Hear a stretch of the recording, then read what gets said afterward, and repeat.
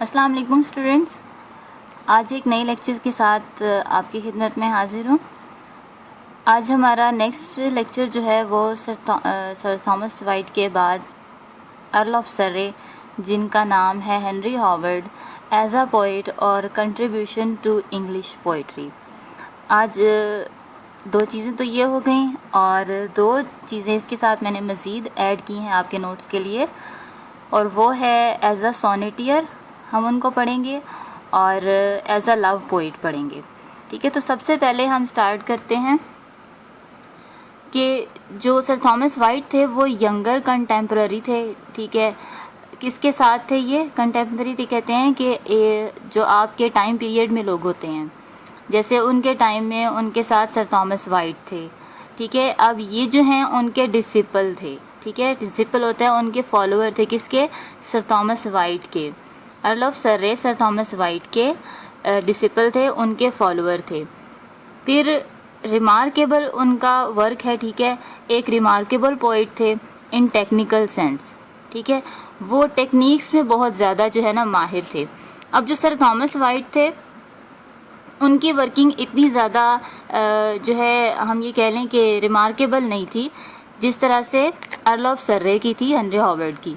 अच्छा, अब नेक्स्ट जो चीज़ है उनकी वो हम देखते हैं कि एनर्जेटिक उनकी पोइट्री थी। ठीक है, एज अ पोइट हम उनको ले रहे हैं तो वो एक एनर्जेटिक पोइट थे। ठीक है, वो एक ग्रेट आर्टिस्ट थे, स्कॉलर थे। ठीक है, और कह लें कि ट्रू ह्यूमैनिस्ट थे। ठीक है, और उसके बाद हम देखते हैं कि उनकी जो ट्रांसलेशंस थी वो more than clear than Wyatt. ठीक है, जो सर थॉमस वाइट की ट्रांसलेशंस थी, जो उन्होंने पेट्रार्चन सोनेट्स ट्रांसलेट की थी, तो उनकी जो ट्रांसलेशंस थी वो थोड़ी डिफ़िकल्ट थी। लेकिन जो अर्ल ऑफ सरे, जो हेनरी हॉवर्ड हैं, इनकी ट्रांसलेशन ज़्यादा क्लियर हुआ करती थी उनकी निस्बत। लूसिडिटी थी उनकी।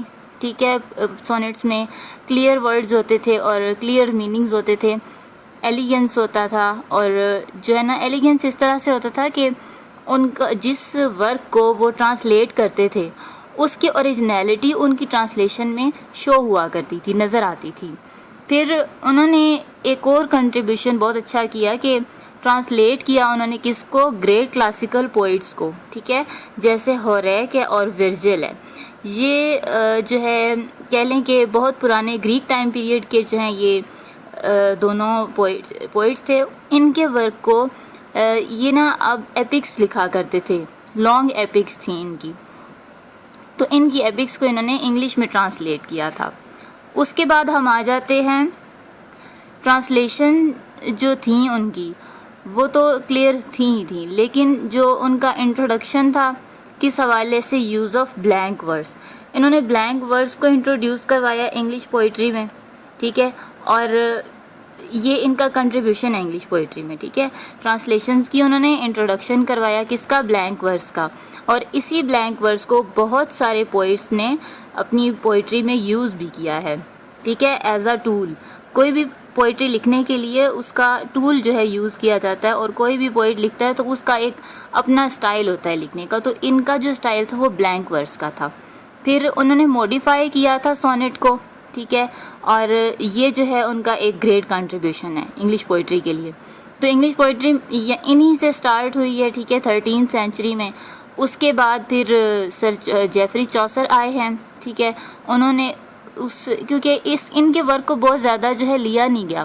फिर चौसर ने जब इनके स्टार्ट किया इंग्लिश पोइट्री को, तो उसके बाद फिर जाकर जो है ना इंग्लिश पोइट्री में बहुत ज़्यादा फ्लो आना शुरू हुआ था, लोगों ने उसको समझना शुरू किया था।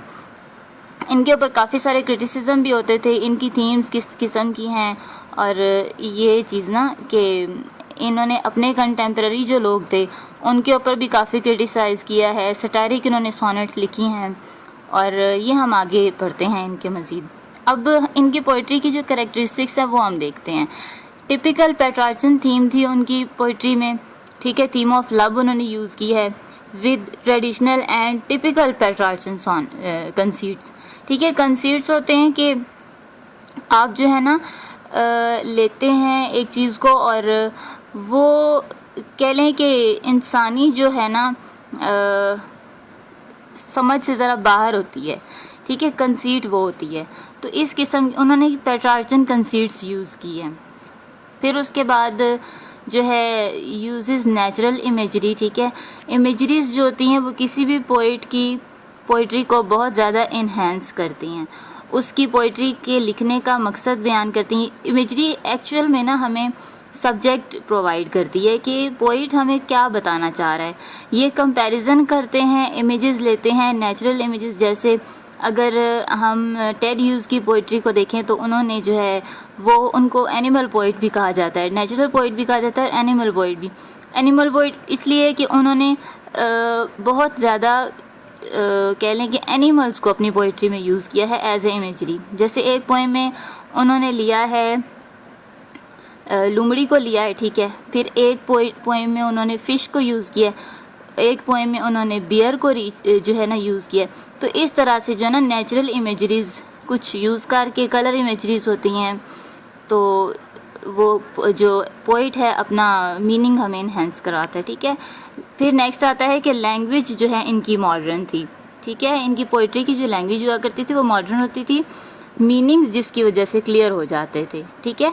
तो सर थॉमस वाइट की जो पोइट्री है उसका उस पोइट्री में इतना ज़्यादा हमें क्लियर मीनिंग नहीं मिलता है, लेकिन इनकी लूसिडिटी और जो है क्लियर ट्रांसलेशन की वजह से हमें मीनिंग बहुत अच्छे से पता चल जाता है। फिर उसके बाद आ जाती हैं राइम्स, इन्होंने कैसी यूज़ की हैं, ठीक है। राइम्स जो है इनकी स्मूथ हुआ करती थी और बहुत ज़्यादा ईजी होती थी, ईजियर देन वाइट, ठीक है। फिर फेवरेट राइम स्कीम इन्होंने कौन सी यूज़ की है, जो अपनी पोइट्री में यूज़ किया, वो 3 क्वार्टरेंस एंड अ कपलेट। जैसे A B C D E F G G, ठीक है। ये इन्हीं की जो है ना कह लें कि इनका कंट्रीब्यूशन है ये, ठीक है। वाइट की तो सीधी सी पोइम्स थी, उनका बहुत ज़्यादा उनकी सोनेट्स बहुत ज़्यादा वर्किंग में नहीं आई हैं, लेकिन इनकी जो है ना इनकी ये राइम स्कीम बाद में शेक्सपियर ने यूज़ की है और बहुत सारे पोइट्स ने यूज़ की है। फिर उसके बाद आता है कि fund of using the conceits of antithesis, ठीक है। वो शौकीन थे एंटीथीसिस कंसीट्स को यूज़ करने के। फिर ऑटोबायोग्राफिकल एलिमेंट्स आते हैं, ठीक है। इनकी पोइट्री में ऑटोबायोग्राफिकल एलिमेंट्स हमें बहुत सारे मिल जाते हैं। फिर यूजेस ब्लैंक वर्स, ये तो हमें पहले से ही पता है। फिर हम उनको पढ़ते हैं एज अ सोनेटियर, ठीक है, as a sonneteer and a love poet. हम इनको कैसे देखते हैं कि सबसे पहला जो इन्फ्लुएंस था इनके अंदर वो था टेक्निकल एक्सपेरिमेंट्स थे वाइट के, ठीक है। कि जो अब किस तरह टेक्निकल एक्सपेरिमेंट जो वाइट ने किए थे, फिर इन्होंने वहीं से लिया, picked it from wear white had left. जहाँ पे वाइट ने अपनी सोनेट्स को स्टॉप किया था वहीं से इन्होंने इसको स्टार्ट किया, ठीक है, अपनी पोइट्री को। जो वाइट के टेक्निकल एक्सपेरिमेंट्स थे उनको यूज़ करते हुए ये आगे लेकर चले, ठीक है।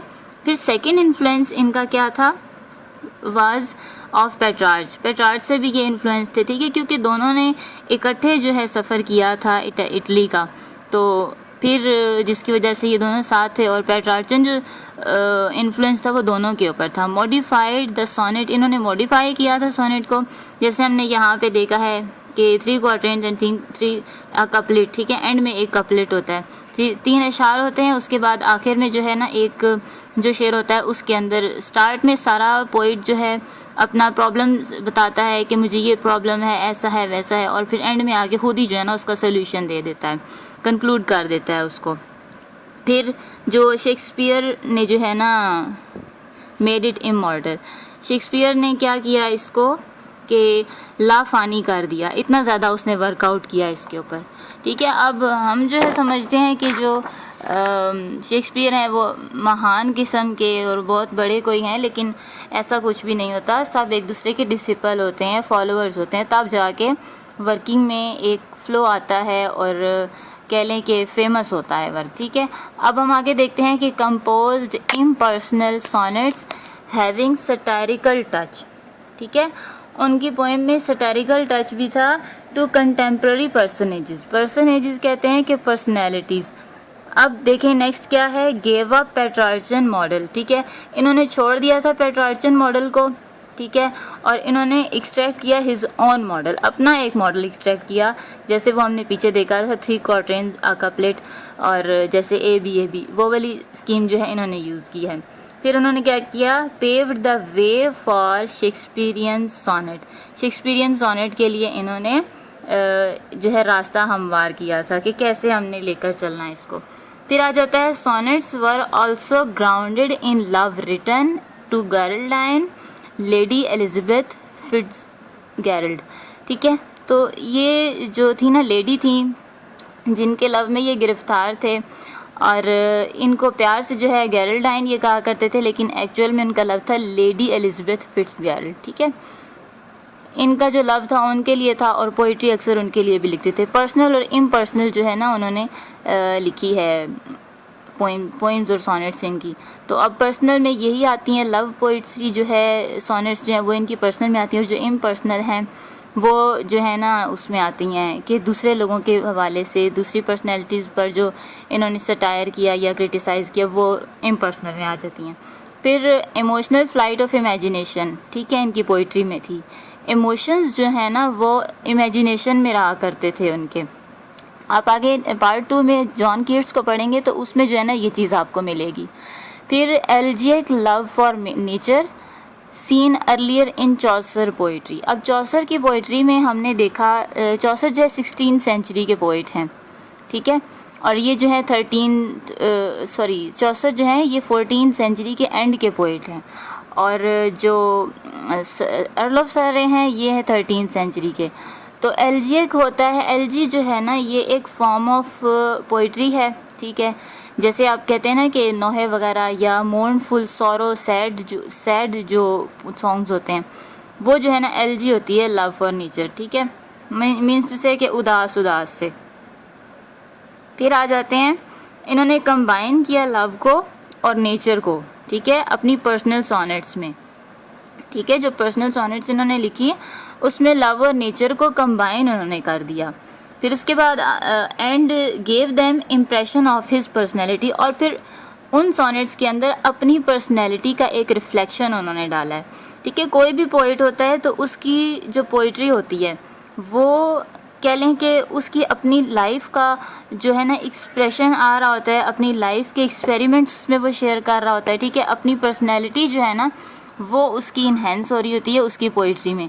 आप कोई भी पोइट्री पढ़ते हैं उसमें हमें पता चलता है कि पोइट किस नेचर का है, ठीक है। इसलिए हमें जो है ये चीज़ जाननी पहले से बहुत ज़्यादा ज़रूरी होती है कि पोइट हमारा है किस नेचर का, उसकी लाइफ में क्या जो है इंसिडेंट्स आए जिसकी वजह से उसने इस फॉर्म ऑफ पोइट्री को चूज़ किया और इस टाइप की जो है उसने पोइट्री लिखी है।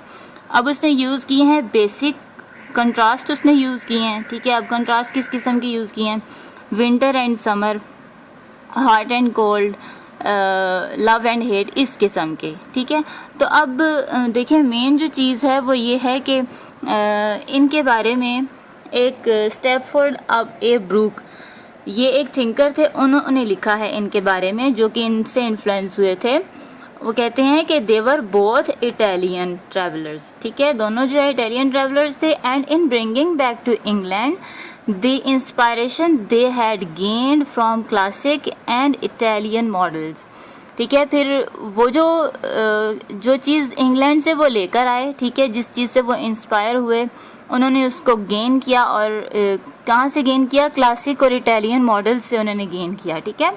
दे रीमेड इंग्लिश पोइट्री, फिर उन्होंने क्या, उससे उन्होंने रीमेड किया इंग्लिश पोइट्री को, जैसे आपको पीछे बताया था, ठीक है। ये दोनों फ्रेंड्स थे, साथ रहा करते थे, जिसकी वजह से इनका वर्क भी सेम है, इनकी जो लाइफ हिस्ट्री है वो भी कुछ काफ़ी हद तक सेम है, ठीक है। They introduced a new kind of poetry, the amorist poetry, a poetry extremely personal, ठीक है। एमरिस्ट पोइट्री होती है वो जो बहुत ज़्यादा पर्सनल होती है, ठीक है। अब थीम तो उन्होंने वहाँ से ले ली, लेकिन उन्होंने जो है ना इसको प्रेजेंट अपने तरीके से किया। And personal as English poetry had scarcely ever been before, और इससे पहले वो कभी भी जो है ना इस किस्म की पोइट्री किसी ने नहीं देखी थी जैसी इन्होंने जो है इंट्रोड्यूस करवाई है।